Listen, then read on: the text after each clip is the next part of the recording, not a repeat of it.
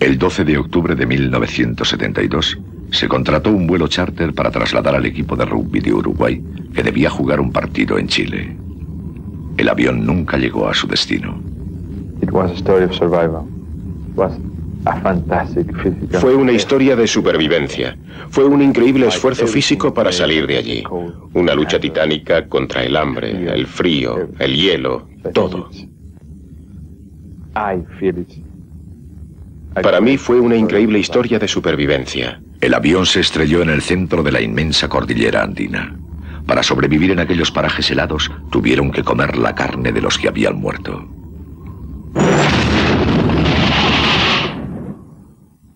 Pasaron 72 días antes de que el mundo se enterara de que había 16 supervivientes.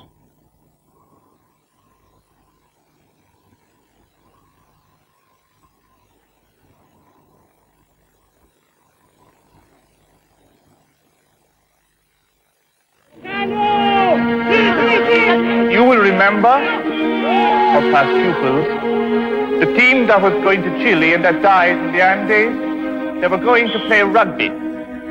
That event happened 20 years ago, in 1972. And today, we remember those people that God called to himself on the cold, snowy mountain, the Andes.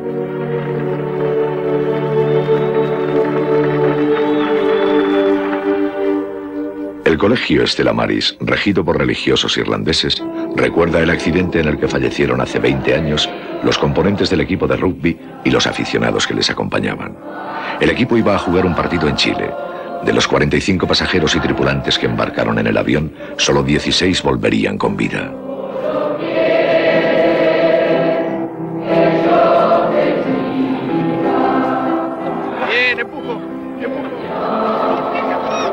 Esos 16 supervivientes siguen residiendo en la capital, Montevideo, y son miembros de la élite más influyente de la sociedad uruguaya.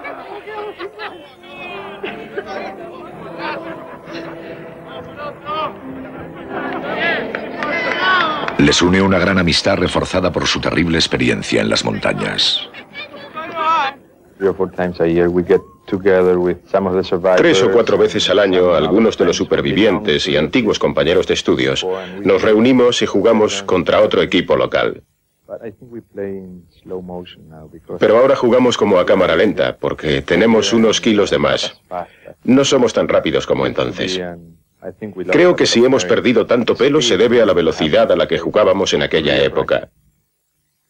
Nando Parrado solo tenía 19 años cuando tomó aquel avión hacia Chile. Era uno de los mejores jugadores de rugby de Uruguay y su madre insistió en viajar con él.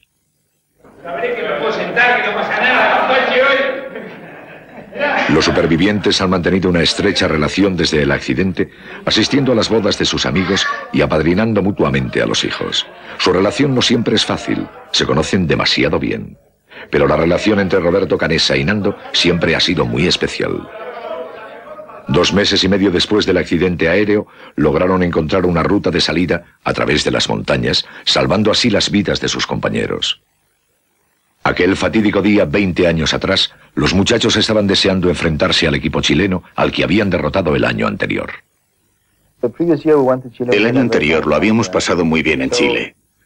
Así que al finalizar la temporada de rugby, decidimos repetir el viaje. Roberto Canessa combinaba sus estudios de medicina con la práctica del rugby. A bordo del avión viajábamos los jugadores y gente que venía a animarnos. Casi todos éramos estudiantes de universidades católicas. Teníamos que llenar el avión, porque de lo contrario el billete salía más caro. Por eso muchos aficionados, primos y padres de los jugadores se apuntaron al viaje. Eduardo Strauss viajaba acompañado de 3 primos, todos ellos forofos del equipo. Todos los chicos estaban gritando y jugando con las pelotas dentro del fuselaje de la cabina. Yo estaba mirando por la ventana porque empecé a ver que los picos estaban demasiado cerca y me parecía que no era normal. O sea que estaba muy pendiente de los picos que se iban acercando en ese momento. El piloto había informado por radio que estaba sobrevolando Chile. Un error de navegación que tendría funestas consecuencias. Creyendo haber superado la cordillera, pidió permiso para iniciar el descenso. Recuerdo que miré a mi izquierda y vi unas rocas negras muy próximas al ala del avión. Unos segundos después, 3, 4, 5 segundos más tarde, pude oír cómo los motores perdían fuerza, como si funcionaran a medio gas. La parte frontal del avión se elevó y a continuación se produjo el impacto. Son ruidos que nunca olvidaré. El aire colándose, el avión deslizándose, gente gritando, otros rezando, y yo aferrado al asiento esperando a que llegara la muerte, porque allí solo cabía esperar la muerte. Después el avión se paró bruscamente y vi cómo volaban los asientos por encima de mi cabeza. Cuando el avión quedó inmovilizado pensé, es increíble que siga vivo. Is Canessa okay? Yeah, he's up front. Cut. Good. Okay. One more. 20 años después, una película coproducida por Disney y Paramount y dirigida por Frank Marshall relata la dramática historia de los 16 supervivientes. La película está basada en el libro Viven, publicado un año después del rescate.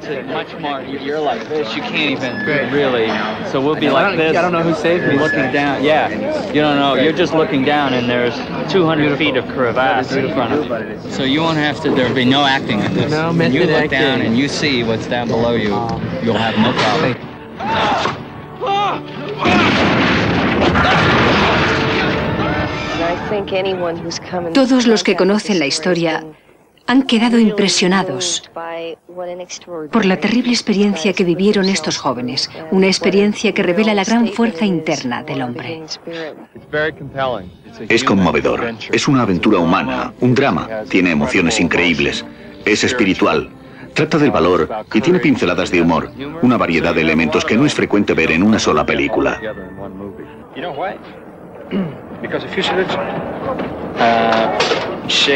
Nando estuvo 3 meses en el rodaje de exteriores en calidad de asesor técnico.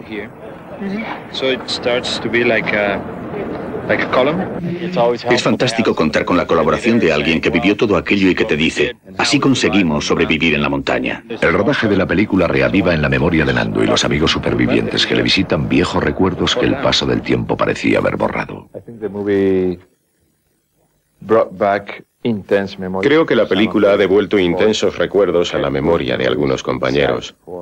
Recuerdos que habían quedado bloqueados en su interior durante muchísimo tiempo. Esta es la primera vez que se abren, que hablan de esos recuerdos con sus familias. Así que en cierto modo esta película ha sido el instrumento que ha abierto su mente y su corazón.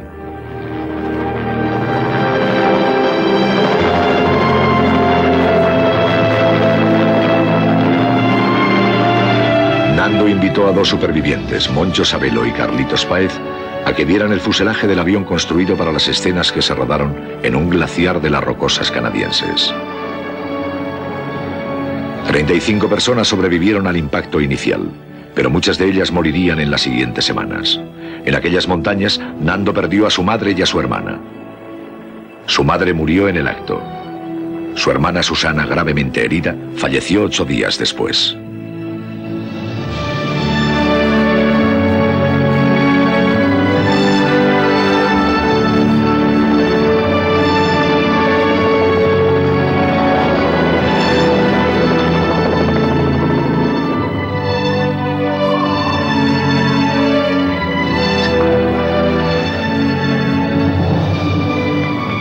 Los 3 supervivientes iban acompañados por el actor Bruce Ramsey, que interpreta a Carlitos Páez en la película.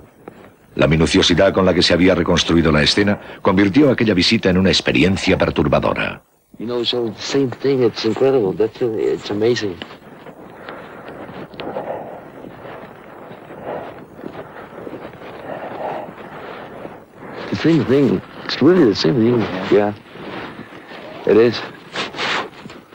It's like living the same life again, the same experience.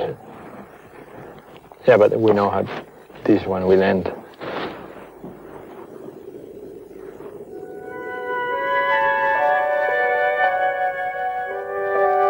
El fuselaje destrozado del avión era su único refugio.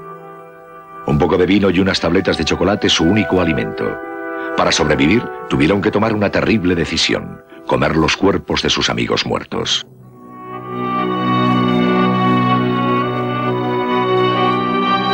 It's a very personal challenge for each one of the 16 guys who came out, I think. And something we can only share with ourselves, no? Because no one knew how we felt or we can feel now, but... You know, people defend themselves. They put some, you know, like sacks of sand, you know, on the problem. And now, this is good to take them away and, you know, to live, because it's good to feel. Carlito solo tenía 17 años. Era el pasajero más joven. Perdió a varios de sus mejores amigos en la montaña. Today I was very sad, you know, when I was coming, when I was waiting for the helicopter. But now, okay. No, it's not a happy experience, but it's an experience. It's good.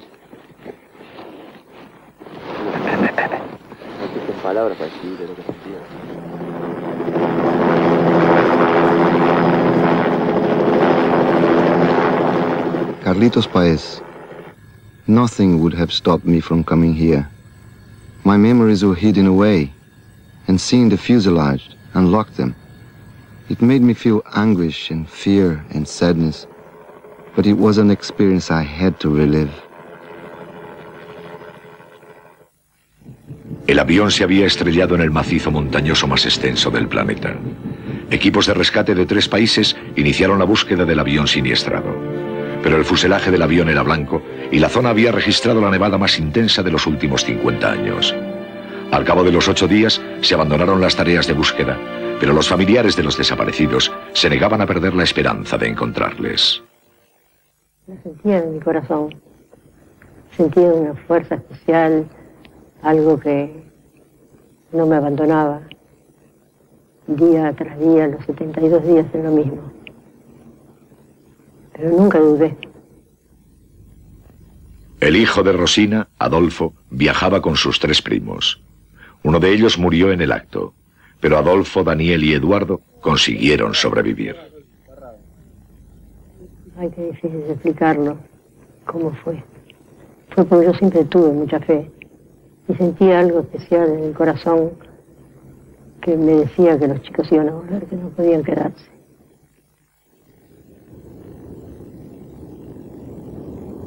Se estrellaron en un paraje situado a 3.300 metros de altura, donde las temperaturas nocturnas alcanzaban los 40 grados bajo cero. Era imposible sobrevivir con unas cuantas tabletas de chocolate. Y yo le comento a la persona que tenía más en confianza al lado mío, que era mi primo Daniel Fernández. Y le digo, yo tengo una idea espantosa en la cabeza. Y no sé si me animo a contarla. Y si lo digo muy despacito, creo que vamos a tener que alimentarnos de los cuerpos, porque si no de acá no salimos. Y me quedé esperando a ver si me contestaba que era una normal lo que estaba pensando. Y me dice, yo estoy pensando lo mismo. Y digo, bueno. Daniel Fernández recuerda la repulsión que sintió al principio. Lo que significó para él tomar aquella decisión. No, porque no era tan fácil. No era lo mismo que abrir una heladera y sacar una botella de leche. Me estaba comiendo un amigo. No sabía quién era, pero lo estaba haciendo. Y no era carne de vaca, era carne humana. Y carne humana de un amigo. Digo, era una cosa difícil. Recuerda la imposibilidad de tragar aquello. Lo que comía lo vomitaba. Se sentía responsable de desperdiciar comida, no solo por él, sino por todos los demás. Pero el rechazo no era mental, era fisiológico. Su cuerpo no lo aceptaba, lo vomitaba. Se forzaba en pensar, no seas estúpido, si no comes, morirás. Coche Inciarte, otro superviviente de la tragedia de los Andes, hace una reflexión de la obligación que tenían de sobrevivir y concluir aquel milagro. Como tenías la obligación de sobrevivir, porque el milagro del accidente, el milagro de la luz, el milagro de todo te había dejado vivo. No tomar la decisión de alimentarte hubiera sido un acto que atentaba contra aquello. Todo fue muy duro. Primero pensar en hacer aquello, después decir que estás dispuesto a hacerlo. Yo dije, bien, si esta es la única solución. Y pensé en mi madre, en mi familia, en todos los demás. Tenía que hacerlo por la gente que me quería. Durante 20 años, los supervivientes han tenido que vivir con las consecuencias de su decisión. Roberto, que en aquella época estudiaba medicina, sabía que con las proteínas de los cadáveres sus amigos podrían sobrevivir. Con sus conocimientos consiguió convencerles y ayudarles a superar un tema tabú como el del canibalismo. Actualmente es cirujano especialista en cardiología infantil. Recientemente anunció su candidatura a la presidencia de Uruguay. Laura y Roberto están casados y tienen 3 hijos. En 1972, Laura y Roberto eran novios. Al conocer la noticia del accidente, Laura se reunió en la iglesia local con los familiares y amigos de los pasajeros desaparecidos, compartiendo su angustia y su dolor. Recuerdo el primer día que fuimos a aquella iglesia en Carrasco. Estaba completamente llena de gente, porque todos éramos amigos. Allí todas las familias tenían a un primo, a un hijo, a un amigo, a alguien por quien llorar. Apenas cabíamos en aquel lugar el primer día. Laura y Roberto siguen viviendo cerca de otros supervivientes en el tranquilo barrio de Carrasco donde nacieron. Es un barrio que ha quedado marcado para siempre por la tragedia. Los familiares de las víctimas viven en la misma calle que las familias de los supervivientes. Van a la misma iglesia, sus hijos van a los mismos colegios. Vivir en Carrasco, la verdad que resulta doloroso porque tenemos que pagar un costo de alguna manera. Muchas veces nos tenemos que cortar en lo que decimos. Es decir, está todo el mundo muy relacionado. Digo, tanto los sobrevivientes como los no sobrevivientes. Estamos todos muy relacionados, o sea, hay familias. Digo, es una sociedad muy chica y muchas veces tenemos que cuidarnos en lo que expresamos porque no queremos revolver el dolor en las madres. Carlitos bautizó a su única hija con el nombre de María Elena de los Andes en homenaje a su supervivencia. Pero ha sufrido mucho en los últimos 20 años. Últimamente ingresó en una clínica para rehabilitación de drogadictos y alcohólicos. A lo largo de las terapias se enfrentó a los terribles recuerdos que había intentado ignorar. Bueno, yo creo que sobre el tema de la carne humana, creo que no me avergüenzo de nada. Es decir, que si lo tuviera que hacer de vuelta, lo haría sin ningún prejuicio. Lo único que de ninguna manera contestaría es de quién tuvimos que disponer para vivir. Porque eso me parece que sería herir la sensibilidad de los familiares y eso es una cosa que yo no estoy dispuesto a hacer. En Carrasco, donde vivimos, la gente nunca me ha hecho preguntas sobre este tema en estos últimos 20 años. En esta comunidad nadie me ha hecho preguntas sobre el hecho de comer carne humana. Y ya han pasado 20 años. Me lo han preguntado en todo el mundo excepto en mi propio barrio. Conocen a todos los que estuvimos implicados en este asunto y tal vez prefieran no saber lo que ocurrió.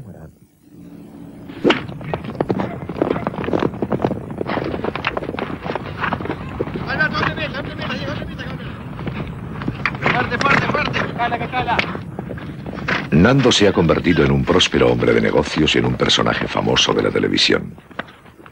Su mujer, Veronique, ganó un concurso de belleza hace unos años. Aunque queramos, no podemos quitarnos de encima la tragedia de los Andes. Carrasco es muy pequeño. Hemos vivido juntos en el mismo barrio desde hace 20 años. Incluso vivimos en la misma casa en la que vivíamos hace 20 años. Y ver a los familiares de los amigos que murieron en los Andes es algo muy fuerte, muy difícil de entender para la gente que no vive en Carrasco, en Uruguay. Es asombroso vivir en la misma calle en la que vive otro superviviente o los padres de un amigo que murió. Así que estamos en una jaula. No podemos escapar de la experiencia de los Andes, aunque queramos. Dale, agachate, boludo. Bueno, vení, vamos. Los grandes agachados. Es una hermandad. Cuando ahora estoy junto a ellos, después de haberles visto llorar, reír, desesperarse, les conozco tan profundamente que cuando estoy en desacuerdo con algo que dice alguien, sé exactamente quién lo ha dicho y por qué. El grupo escogió a Roberto Llanando para realizar una escalada inimaginable, atravesar los Andes y llegar a Chile. Sabía que tenía que salir de allí. En cierto modo tenía motivos personales. Mi madre y mi hermana viajaban a bordo del avión y habían muerto. Tenía que volver. Sabía que mi padre estaba en casa, pasándolo muy mal. Yo estaba vivo y sabía que debía hacer todo lo que pudiera, todo lo humanamente posible, para salir de aquel lugar y hacerles saber que seguía con vida. Todo el equipo, todos los amigos, trabajaron conjuntamente, estudiando todas las posibilidades de salir en busca de ayuda. Sin contar con ropa de abrigo, protegiéndose los pies con bolsas de plástico y botas de fútbol, escalaron algunas de las cimas más altas de los Andes. 10 días después lograban su objetivo. Estaba mirando la línea donde acababa la nieve y no podía creer que aquello fuera posible, que ya no hubiera más nieve. Puse un pie donde no había nieve y el otro sobre la nieve y me dije, estoy a salvo. Ya sé que no voy a morir, sé que aún tengo que rescatar a mis amigos, pero esta es la línea de la vida.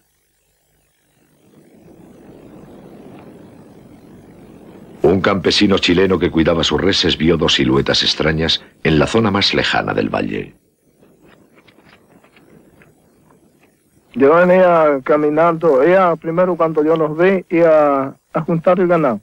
Después, pero yo pensé que era gente que andaba turisteando, ¿no? Después cuando ya los veo que se aproximan corriendo, que corrían y se caían. Y divisamos 2 jóvenes que corrían y se caían.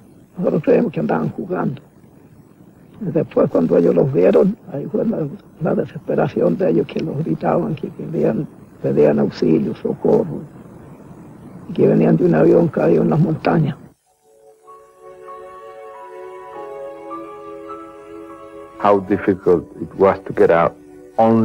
Fue terriblemente difícil salir de allí.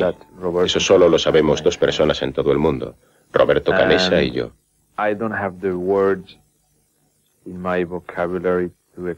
No tengo palabras en mi vocabulario para explicarle todos los momentos de dificultad, de terror, de miedo que vivimos durante aquellos 10 días. Pero lo conseguimos. Ahora resulta fácil hablar de ello. No era una misión imposible. Humanamente era posible, pero fue muy duro.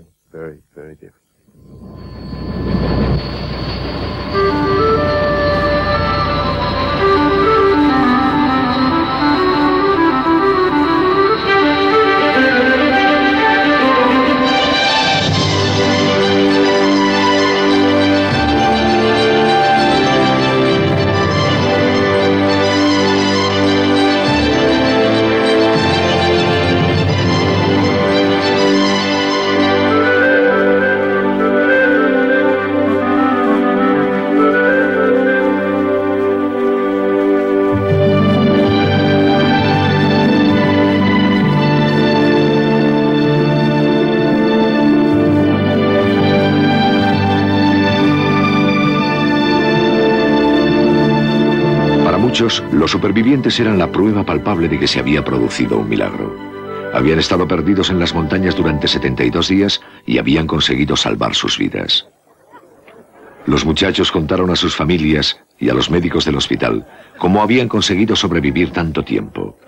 Ahora que habían vuelto a casa, pensaron que debían justificar su decisión de comer los cuerpos de los fallecidos.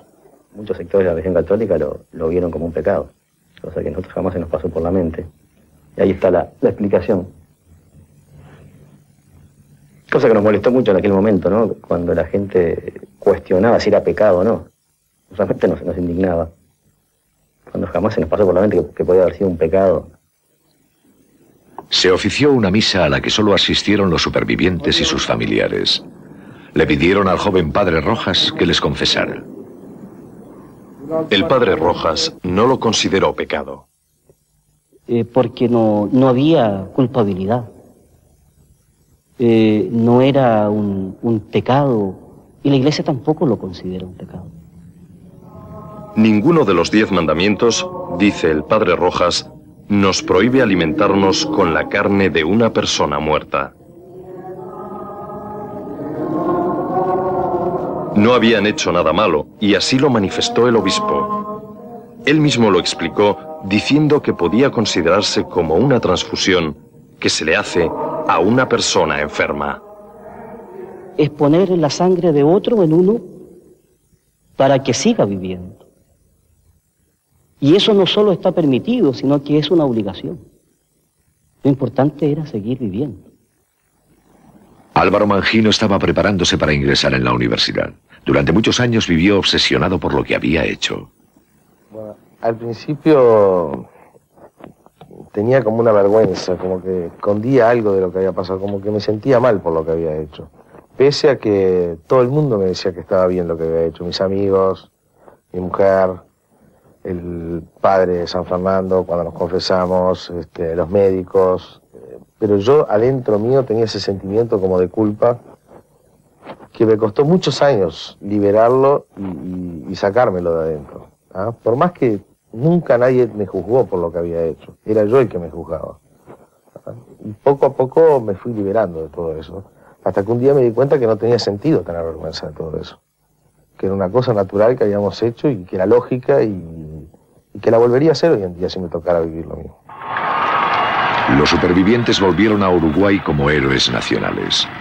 Desde la victoria del equipo nacional en los mundiales de fútbol de 1950, no se había visto nada parecido. Pero empezaron a circular historias sobre prácticas de canibalismo. Un diario chileno publicó en primera página la foto de 2 piernas humanas semidevoradas tendidas sobre la nieve junto al avión. La prensa internacional exigía respuestas. Todos los supervivientes eran fervientes católicos. En la montaña algunos se habían consolado pensando que al comer los cadáveres de sus amigos estaban compartiendo una especie de comunión mística. Pancho Delgado era estudiante de Derecho. Los supervivientes le designaron para explicar el caso a la prensa. Jesús en la última cena, tú le lees en la Biblia, repartió su cuerpo y su sangre entre sus apóstoles. Y ahí en ese momento nosotros sentíamos que si Dios existía y estaba tan cerca nuestro, lo único que teníamos nosotros de manera superior era teniendo una comunión igual que la que él había ofrecido a sus apóstoles, tomar el cuerpo y la sangre. Pancho asegura que fue la voluntad de Dios y la de todos los componentes del grupo. En aquel momento hicieron un pacto. Si alguno de ellos moría, los demás podrían disponer de su cuerpo para poder sobrevivir.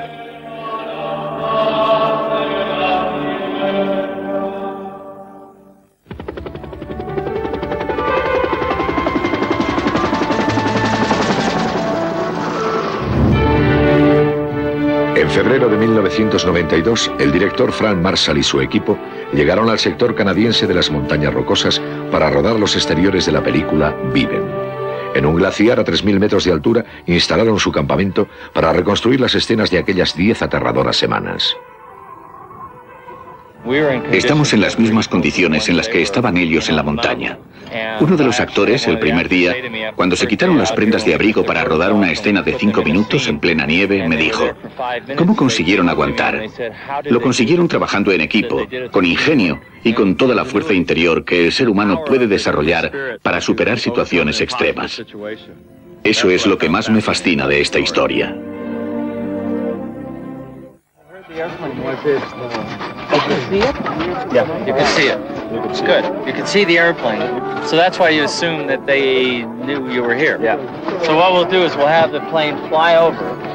Right overhead. And we'll cue you, the instant I see it in the monitor, I'll cue you to come out. Because it'll fly over and you'll be coming out of the two steps. Hey!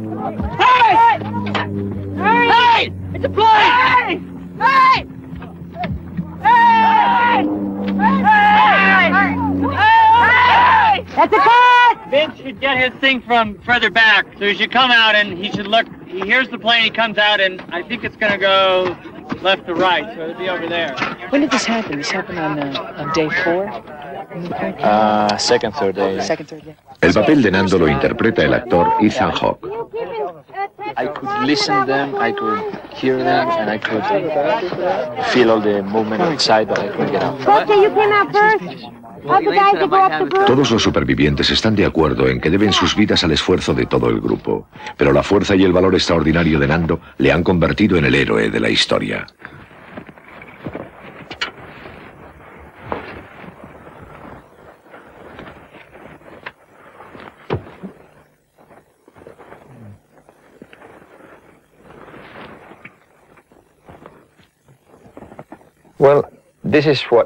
Bien, esto fue lo que quedó del aparato tras el choque. Era un avión de dimensiones reducidas con capacidad para 45 pasajeros, equipado con 2 motores y las alas colocadas sobre el fuselaje. Así que cuando las alas chocan contra un saliente de la montaña, se desprenden destrozando parte del avión.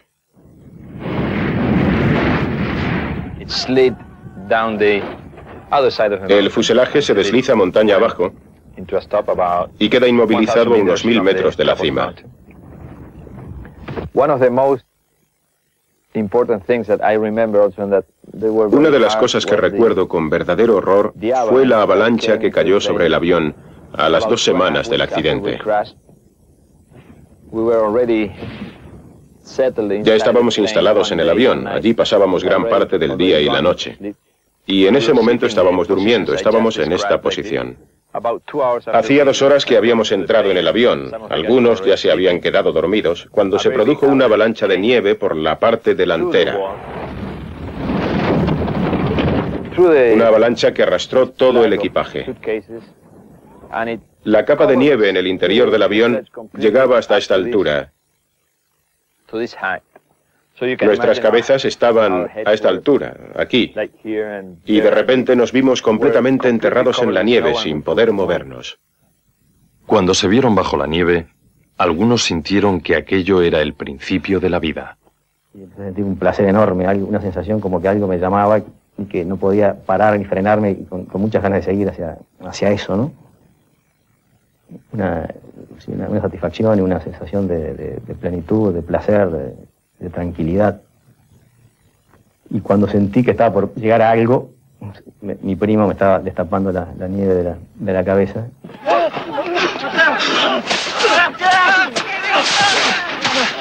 Y bueno, estoy absolutamente convencido que la muerte es el principio de una vida, ¿no? Mucho mejor que... Mejor dicho, sí. Este es el principio, es el primer paso hacia una vida mucho más, la vida eterna. Pero algo que realmente no me asusta lo más mínimo. Siento con total seguridad que toda la gente que se ha muerto en realidad está viva, y la siento cerca mío inclusive, ¿no? Y eso se lo he podido transmitir a más de una persona, cosa que me da mucha satisfacción, ¿no? De quitarle el miedo a la muerte. Cuando yo sentí que me estaban por explotar los pulmones y el corazón se me aceleró, que ya no podía aguantar más. Toda su vida desfiló ante sus ojos como un flash. Y llegué hasta la época que estaba gateando al lado de mi madre, y en ese momento, ¡pum!, me transformé en una luz que iba a una luz mucho más grande, naranja, fuerte, pero era una luz tipo de neón fluorescente, donde iban luces que convergían todas ahí. Había una paz increíble, no había ansiedad, uno se sentía en el paraíso, y en ese momento...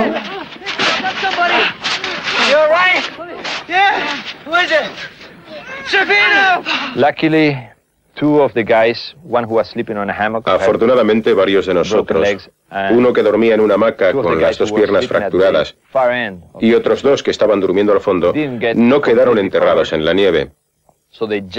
Saltaron hacia nosotros arrastrándose, porque la nieve llegaba hasta aquí. Solo tenían este espacio para moverse. Y empezaron a buscar las cabezas, las bocas de los que estaban durmiendo, no sus cuerpos, porque sabían que solo disponían de 2 minutos. No puedes aguantar más de 2 minutos sin respirar. En esos 2 minutos murieron 8 personas. posterior a la luz te diría que hay una especie de sensación de nueva sociedad, donde ahí hubo una especie de como sentimiento de la necesidad de ser un grupo muy unido, muy unido para vencer a la montaña que nos estaba castigando demasiado. Y ahí surge como una especie de religión de esa sociedad, que la religión era ser uno solo. Siendo uno solo, lográbamos vencer a la montaña. Los muchachos sabían que debían organizarse debidamente para salir de allí. Tenían una radio de transistores en la que escucharon que se habían abandonado las tareas de búsqueda. 3 de ellos intentaron llegar hasta la cola del avión que se había desprendido cerca de la cima de la montaña. Fue una escalada que estuvo a punto de costarles la vida. Os propongo un plan. Elijamos un equipo para buscar la cola. Yo también. Les daremos las mejores raciones, la ropa de más abrigo y dentro de una semana saldrán en busca de la cola. Volverán con las baterías y conectaremos el transmisor. Allá arriba hace frío. Yo no iré otra vez. Ni yo tampoco. Yo me quedé ciego en las primeras excursiones que hice porque escalando la montaña el sol viene por la espalda y se refleja en la nieve y esto hace como un espejo y me quemó las córneas. Al igual que Roberto Canessa, Gustavo era estudiante de medicina, pero tras el accidente abandonó la carrera. Recientemente ha vuelto a reanudar sus estudios. ¿Pensaste en alguien, en algo? Nos agarró la noche y el frío era tan fuerte, tan insoportable, que la única manera era poner uno acostado con la espalda en la nieve, uno en el medio como un sándwich y otro arriba. Cada media hora nos parábamos y nos pegamos piñas en la cara, golpes en el cuerpo, para producir vasoconstricción, calor. Y le tenías que pedir que te pegue, que te pegue, que te pegue. Y cuando estábamos congelados y uno tenía ganas de orinar, te orinaba las manos y a 37 grados en la temperatura del cuerpo, eso era como un masaje increíble. Las manos estaban así y revivían.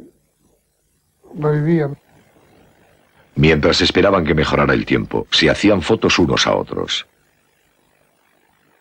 Seleccionaron a 4 expedicionarios que, en su opinión, tenían la suficiente fuerza física y mental para salir de aquellas montañas. Les equiparon con las mejores ropas de abrigo, les alimentaron con los mejores trozos de carne humana. Los primos Strauch se encargaron de la siniestra tarea de racionar la comida. Tuvimos la responsabilidad de cortar y de distribuir. Era una cosa muy importante para la sobrevivencia, el tener un control muy especial de eso, porque era básico para poder sobrevivir. Como hablábamos hoy de la energía, ¿no? Era poco. El petróleo del mundo actual era eso. Entonces eso había que usarlo muy racionalmente, si no. Además, todos estuvieron de acuerdo en que fuéramos nosotros. De que nosotros fuéramos los únicos que tocáramos los cuerpos en ese momento. Si lo hacíamos nosotros no lo iba a hacer nadie. Y entonces de esa manera los demás también tenían una garantía de que había un control y de que las cosas estaban haciendo efectivamente en orden. El grupo podría sobrevivir con sus raciones de comida siempre que no perdieran la esperanza. Los que se dieron por vencidos fallecieron. Digo, es mi teoría, pero se cumplió en la mayoría de los casos.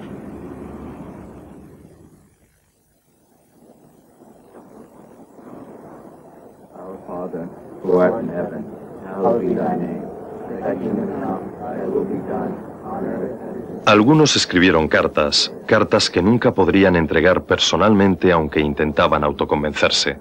Eduardo no las escribió porque estaba seguro de que saldría de allí. Vi alrededor mío gente que en determinado momento estaba muy bien y un buen día se convenció de que esa inmensidad lo había dominado y lo había derrotado. Y por más que le hablaras y todo, ya entraba en un declive y se moría. Para Roy Harley, ingeniero, las 10 semanas pasadas en aquella montaña fueron algo casi imposible de aguantar. Aunque no resultó herido, cuando volvió a casa tan solo pesaba 40 kilos. Roy sufrió muchísimo. Aquella experiencia le afectó de una forma terrible, siendo como era una persona muy sensible.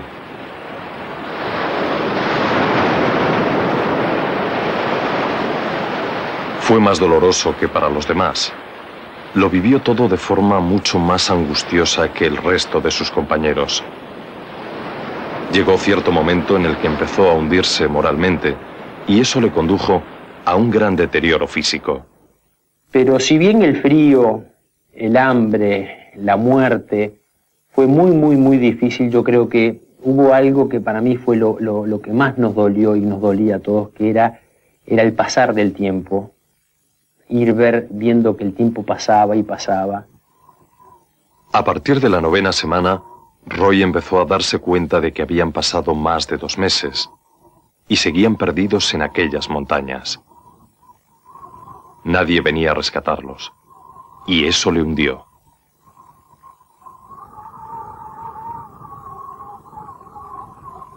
La pérdida de la esperanza mía fue cuando me di cuenta que yo por mis medios no podía hacer nada. Cuando me di cuenta que no sentía más los pies, cuando me cincharon en el alud y me sonó la espalda, yo sentí un golpe. No podía mover los pies, no podía, nada. Bobby François había iniciado la carrera de ingeniero agrónomo. Tras el accidente pareció aceptar su destino. Tras resultar herido durante el alud, empezó a distanciarse del grupo. Ya empecé a quedar más dormilón, más tranquilo, y para no molestarme tanto con los otros y entre... Bueno, siempre hay que uno lo toca al otro y lo despierta y eso. Yo estaba bien en una punta del avión y dormía tranquilamente. Más bien solo, y bueno, no molestaba a nadie y nadie me molestaba a mí. Actualmente Bobby es propietario de 2 ranchos en el corazón de Uruguay con unas 3.000 cabezas de ganado. Bobby no quería seguir luchando por sobrevivir, pero a pesar de su rechazo, sus compañeros le ayudaron. Y entonces ellos me ayudaban. Pues sí, al final es un momento como que te abandonas y que decís, bueno, o me vienen a buscar o me muero acá. A Bobby no le gusta que le recuerden aquella historia y procura evitar el tema incluso con su propia familia. No quiere recordar su tragedia. Cuando alguien le pregunta si es un superviviente de los Andes, él elude la pregunta y cambia de tema. Muchos amigos le dicen que le aliviaría hablar más de ese asunto, pero Bobby quiere olvidar todo aquello.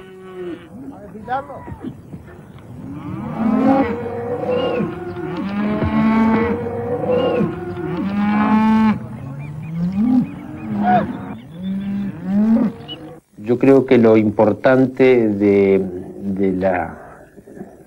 lo que nos tocó vivir fue los sentimientos que se vivieron a diario, lo que eran los amigos, lo que era tener una discusión, tener una pelea y después darse un abrazo.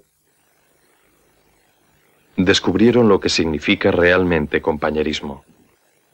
Hablaban continuamente de Dios, rezaban, pensaban que debía de haber una razón para tanto sufrimiento, que Dios les estaba pidiendo algo.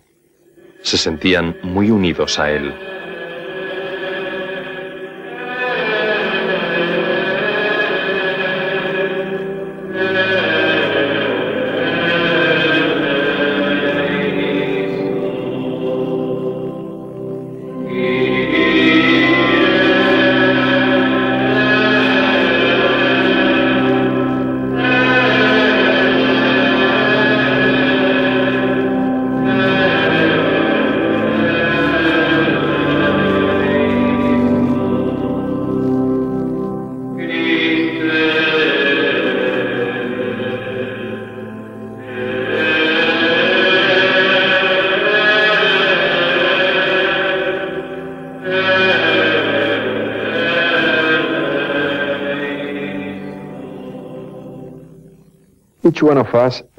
Cada uno de nosotros recuerda la experiencia de los Andes de una forma muy personal, tal vez muy distinta unos de otros. Para algunos aquello supuso una experiencia espiritual. A otros les recuerda una avalancha. Para otros es una sensación de frío. Para otros significa hambre. Para otros significa la tardanza del rescate. Para otros todo es un antes y después de los Andes. Cada uno recuerda de una forma muy personal el episodio de los Andes. Y yo creo que es lógico. Somos 16 supervivientes, 16 personas diferentes, y lo vemos de 16 formas distintas.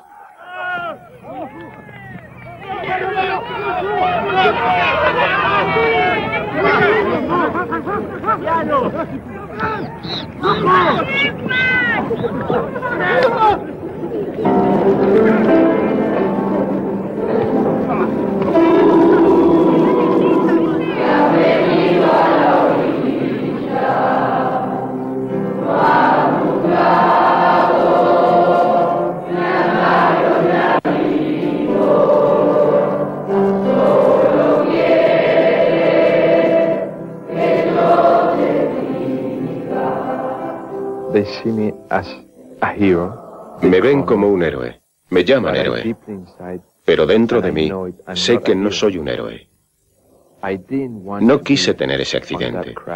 No quise pasar los 72 días más terribles de mi vida en aquel lugar. No quise sentir lo que sentí. No quise perder a mi madre, no quise perder a mi hermana, no quise perder a mis amigos, no quise convertirme en héroe. Yo no sabía que iban a escribir un libro, no sabía que iban a rodar una película. Lo único que quería era salir de allí.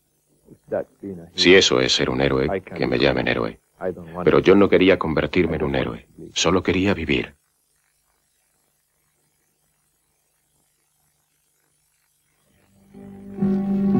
Queremos agradecer a los supervivientes y a sus familias la ayuda prestada para la realización de esta película.